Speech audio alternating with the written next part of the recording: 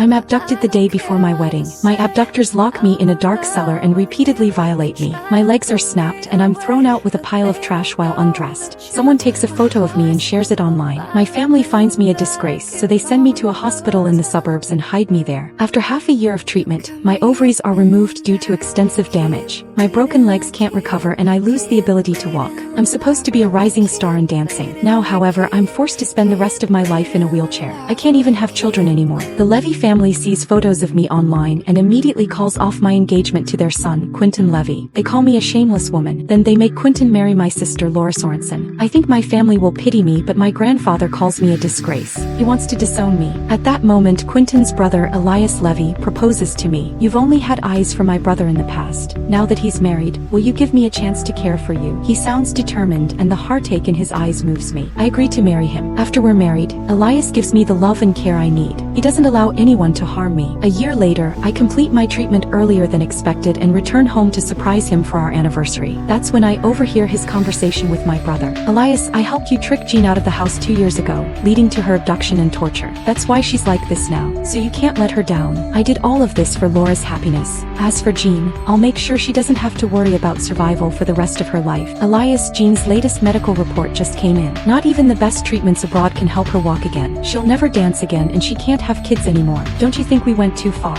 If we hadn't broken her legs, how else would Laura have gotten her spot on stage? Jean only lost her legs. If we hadn't done it, Laura would have lost the love of her life and everything she's worked for. Laura's pregnant now and she's happier than ever. I don't regret a thing. I'd do anything for Laura. Elias Levy's and Melvin Sorensen's voices drifted in from the living room. My mind went totally blank at that. One was the man I used to look up to and care about, and the other was my own brother. I thought they were the ones who would always guide me. Turned out they were the ones who shoved me into the dark. I remembered everything. After I was assaulted, the police came to the hospital to take my statement. The two of them stood outside my ward, saying they didn't want me to go through a second trauma. They even talked me into dropping the charges, for the sake of my reputation, saying it was the best way to move on. I thought they were looking out for me. I never saw that they were just covering their own backs. I couldn't face the truth, so I rushed outside into the pouring rain. My wheelchair slipped and I went straight into traffic. I barely managed to dodge a car, but I ended up with a high fever for 3 days and ended up in the ICU. Ever since then, my body had been weak. The moment Elias found out I was in the hospital, he showed up instantly. Jean, this is all my fault. I should have taken better care of you. I brought your favorite seafood chowder. Let me feed you, okay? He said softly. If I hadn't overheard what he'd said earlier, I would have believed, just like everyone else, that he was a loving, devoted husband. However, for the first time, I looked away and pulled back from him. Elias, do you regret marrying someone as dirty and worthless as me? I asked. His eyes went wide in shock.